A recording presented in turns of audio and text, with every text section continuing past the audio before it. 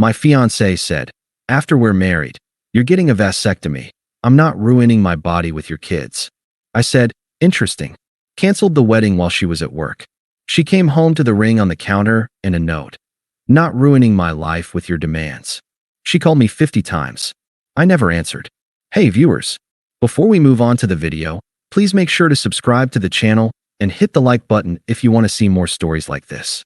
And if you have your own story to share, send it to me. My contact info is in the description below. I'd love to feature it in an upcoming video. Thanks. I never thought I would be the guy writing one of these. You read these stories and think, how did he not see the red flags? How was he so blind? But that's the thing about a really good con artist. They don't show you the red flags until the trap has already snapped shut. I'm 32, a structural engineer. I make good money, I own my home, and I'm debt-free. But more than anything, I've always been clear about what I wanted. My dad passed away when I was 12, and I grew up with a massive hole in my life where a father figure should have been. Being a dad wasn't just a nice-to-have for me. It was the blueprint for my entire life. I wanted the messy breakfasts, the baseball games, the scraped knees, all of it. When I met Sarah, 29F, 3 years ago, I didn't hide this. On our third date, I told her, "Look, I'm dating to marry, and I'm marrying to have a family. If that's not you, let's not waste time." She didn't just agree. She sold me a dream. She actually teared up. She told me being a mother was her ultimate purpose. She talked about how she was tired of the shallow party scene and wanted to build a legacy. For 3 years, she played the role perfectly. When we bought our house last year, she was the one who insisted on the 4-bedroom colonial in the best school district, even though it was at the top of our budget. "This room will be perfect for the nursery," she'd said, tracing her hand along the wall of the spare room. "South-facing windows. The baby will get so much light here." We even had names picked out. Caleb for a boy, Lily for a girl. I was hook, line, and sinker. I proposed 6 months ago, and she said yes before I even finished the question. That brings us to the wedding planning. Or rather, the financial trap I almost walked into. Sarah is in marketing, obsessed with image and status. She wanted the Instagram wedding of the year. I agreed to a $50,000 budget, which I was funding, but she had a specific request regarding the logistics. "Let me put the deposits and big vendor payments on my credit cards," she insisted. "I want the travel points for our honeymoon. You can just wire me the cash to pay off the balance a few days before the wedding." It made sense. We were a team, right? So, she started swiping. The venue, the florist, the photographer, the custom dress. She put about $35,000 on her personal credit cards over the last 2 months. The plan was for me to transfer the funds to her account next Friday, just before the final vendor deadlines. But about 4 weeks ago, the atmosphere in the house shifted. Sarah started spending more time with her college friend, Vanessa. Vanessa is 35, twice divorced, and bitter. Her entire personality revolves around hating toxic men and drinking wine at noon. Suddenly, Sarah was coming home late. She stopped talking about the wedding. She stopped talking about the future. When I bring up kids, like pointing out a cute dad and son moment at the park, she wouldn't smile anymore. She'd roll her eyes and mutter things like, "Ugh," loud, or "God, look at that mom. She looks exhausted." I chalked it up to cold feet. I thought maybe she was just stressed about the planning. I tried to be supportive. I cooked dinner. I rubbed her feet. I told her it was all going to be worth it. I didn't realize that she wasn't stressed. She was just done pretending. It all came to a head last Tuesday. I had come home early to cook her favorite meal, trying to reconnect. She walked in, tossed her bag on the counter, and didn't even say hello. She just poured herself a massive glass of wine and sat at the island, staring at me with a look I'd never seen before. It wasn't love. It wasn't even annoyance. It was contempt. "We need to talk about the Caleb and Lily situation," she said, her voice flat. I smiled, turning down the heat on the stove. "What about them? You want to change the names?" "No," she said, taking a sip of wine. "I want to change the plan. I saw my OBGYN today." I froze. "Is everything okay? Are you sick?" She laughed, a cold, sharp sound. "No, I'm not sick. But I'm also not going to be an incubator. I picked up some paperwork for you. Consider it an early wedding gift." She slid a glossy pamphlet across the granite countertop. I picked it up. Vasectomy, a guide to recovery and care. Attached to it was a consultation appointment card. In my name. For next Thursday. I don't understand, I said, looking from the paper to her. It's simple, she said, checking her nails. I'm not ruining my body for your ego. I'm not getting stretch marks. I'm not losing my career momentum. And I'm certainly not spending my 30s changing diapers. If you want to marry me, you're getting snipped. Next week. I stared at her. The woman who had cried about her ultimate purpose 3 years ago was gone. In her place was a stranger who thought she had me trapped. You're joking, I whispered. I'm deadly serious, she smirked. And don't look at me like that. The invitations are out. The venue is booked. You love me, and you're not going to blow up your life over a hypothetical child. So deal with it. She picked up her wine glass and walked into the living room, turning on the TV as if she hadn't just nuked our entire relationship. She thought she held all the cards. She thought I was too weak, too in love, and too financially committed to walk away. She forgot one thing. The checks to pay off her credit cards were still in my bank account. I looked at the ring on the counter where she'd left it while washing her hands. I looked at the pamphlet. And then, I looked at the calendar. Interesting, I said to the empty kitchen. I didn't sleep that night. I planned. I didn't argue with her that night. I didn't scream. I didn't beg. When I walked into the bedroom, she was already asleep, sprawled out in the center of the bed like she owned the place. I grabbed a pillow and a blanket and went to the guest room, the room she had promised would be a nursery. Lying there in the dark, I didn't feel heartbreak. Not yet. I just felt a cold, hard clarity. It was like looking at a building with a cracked foundation. You don't try to patch it with duct tape. You condemn it. The next morning, Wednesday, I was up at 5 a.m. I showered, dressed for work, and made coffee. When Sarah stumbled into the kitchen at 7:30, I was already sipping from my mug, scrolling through my phone. "Did you call the clinic to confirm?" she asked, not even looking at me. She went straight for the fridge. "I'm handling it," I said. My voice was steady. "Good," she replied, pouring almond milk into her smoothie. "Vanessa and I are going for drinks after work to celebrate. I knew you'd come around. You're a smart guy." She walked over, pecked me on the cheek. It felt like being kissed by a lizard, and grabbed her keys. "Don't wait up." As soon as the front door clicked shut, I moved. I didn't go to work. I called in and took a personal day. Then, I initiated Project Demolition. Step 1 was the extraction. I didn't want a long, drawn-out move. I called a moving company I've used for job sites. "I need a truck and 2 guys immediately. Cash job." They were there in 45 minutes. I packed only what was mine. My clothes, my books, my electronics, my grandmother's antique clock. I left the furniture we bought together. I left the TV. I left the espresso machine she loved. I wanted no ambiguity. I wasn't stealing our stuff. I was removing myself from the equation. While the movers were loading the truck, I sat at the kitchen table with my laptop and opened the master spreadsheet for the wedding. This was the moment. The moment she thought would never happen. I drafted a single email. I put all the vendors in the to field. Then, I did something nuclear. I added our parents, the bridal party, and every single guest in the BCC field. Subject: important update regarding the wedding of my name and Sarah. Dear friends, family, and vendors, it is with heavy hearts that I must announce the wedding scheduled for next month is officially canceled.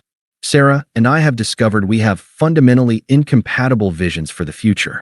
Specifically, Sarah has informed me that she does not want children and requires me to undergo permanent sterilization as a condition of our marriage. Since having a family has always been my non-negotiable dream, we cannot move forward.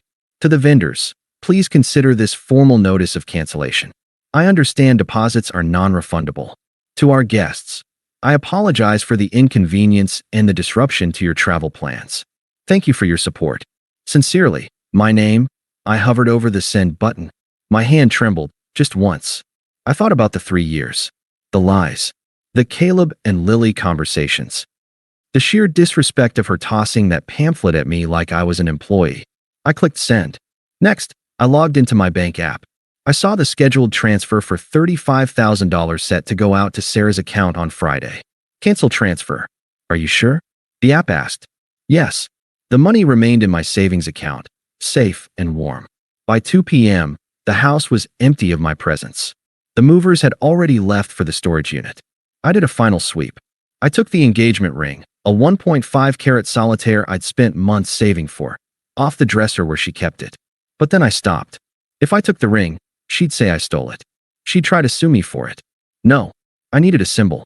I placed the ring on the center of the kitchen island, right next to that damn vasectomy pamphlet. I grabbed a Sharpie and wrote on the back of the pamphlet, "Not ruining my life with your demands. The wedding is canceled. The transfer is canceled. You're on your own." My name. I walked out the door, locked it, and slid my key through the mail slot. I got into my truck and drove to a hotel 3 towns over. I turned my phone on, do not disturb, but I kept the screen visible. At 5:15 p.m., the first text came through. It wasn't from Sarah. It was from her mom. "Mom, Sarah, what is going on? Is this a joke? Sarah is hysterical." Then, at 5:30 p.m., Sarah must have gotten home. My phone lit up. "Sarah, missed call. Sarah, missed call. Sarah, missed call." Then the text started rolling in. "Sarah, where are you? Sarah, why is the house empty? Sarah, you emailed everyone. Are you insane? Sarah, pick up the phone right now." I watched the notifications stack up like a high score in a video game. 10 calls, 20 calls, 30 calls. Then, the realization hit her. The money. "Sarah, wait." I checked my account. The transfer didn't go through. "You promised." "Sarah, I have $35,000 on my cards. The interest rates are insane. You can't do this. Sarah, this is financial abuse. I'm calling the police." I took a sip of the bourbon I'd poured myself. Financial abuse? No. Financial abuse is tricking someone into funding a life you never intended to live with them. This was just a return to sender. I didn't block her yet. I wanted to see the shift. I wanted to see the moment she realized that this safe, boring guy she thought she could bully had just demolished her world without raising his voice. At 8 p.m., the tone changed. "Sarah, baby, please. I'm sorry. I was just scared. I was stressed. We can talk about this. I didn't mean it about the surgery. Please come home. Sarah, I love you. Don't throw away 3 years over a fight. Sarah, Vanessa told me to be tough. It was her idea. She said if I was firm, you'd agree. I want kids. I do. Just come back." I laughed out loud in the empty hotel room. Blaming Vanessa. Classic. I typed one response. I didn't send it to Sarah. I sent it to the group chat that included her parents, and my mom. "I am safe. The decision is final. Please do not contact me further. All communication goes through my lawyer from this point forward." Then, I blocked her number. I slept like a baby. The kind of baby she never wanted to have. The weeks following my departure were a masterclass in the difference between noise and signal. Sarah was noise. I was signal. For the first 3 days, the flying monkeys attacked. Sarah's bridesmaids, her aunt, and even that toxic friend Vanessa tried to blow up my phone. They left voicemails calling me a coward, a narcissist, and a man-child who couldn't handle an independent woman. I didn't engage. I didn't argue. I simply forwarded every voicemail and text to my lawyer. Yes, I hired a lawyer immediately. Not for a divorce, since we weren't married yet, but to protect my assets. I knew Sarah would come for the money. And she did. 2 weeks after I left, I received a demand letter from a strip mall attorney she'd hired. They were threatening to sue me for a breach of promise and demanding I pay the $38,000 credit card debt she had accrued for the wedding, plus emotional distress. My lawyer, a shark named Harrison, actually laughed when he read it. She put the debt on her personal cards to get the points, Harrison explained to me, leaning back in his chair. Legally, those are her debts. Unless there is a written contract stating you agreed to assume that specific liability, she's out of luck. And since the wedding, the consideration for the contract didn't happen because she tried to alter the terms of the marriage with a surprise medical procedure. Yeah, she has no case. We sent a response letter that essentially said, "Go ahead and sue. We will countersue for the return of the engagement ring and legal fees, and we will depose Vanessa regarding the conspiracy to coerce a medical procedure." They went silent. The social fallout was just as brutal for her. Because I had sent that email, the one explicitly stating she demanded sterilization, she couldn't spin the narrative.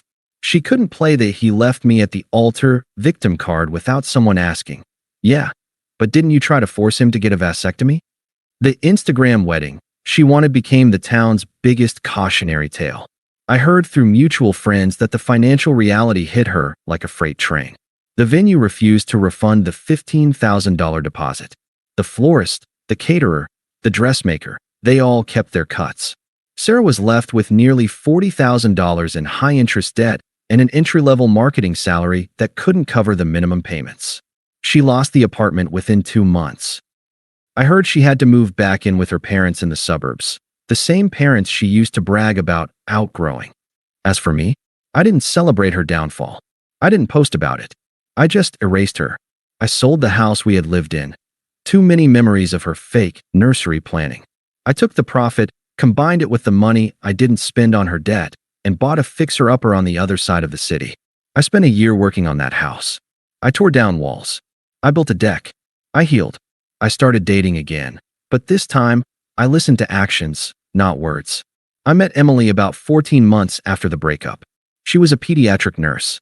On our second date, she told me, "My life is chaotic, I work long hours, and I want 4 kids and a golden retriever.